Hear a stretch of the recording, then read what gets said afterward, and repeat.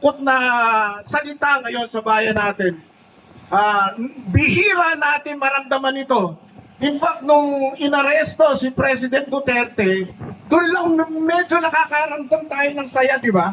I mean, saya para sa mga naging biktima ng mga EJK noong panahon niya.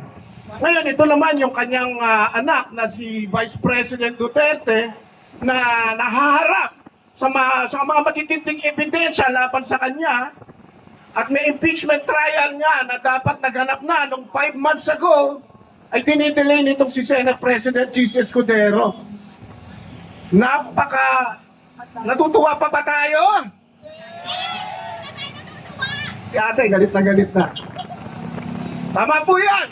At sa palagay ko po ay dapat tuluyan tayo manindigan, tuloy-tuloy po ito. Hindi lang po ito laban ng mga aktivista.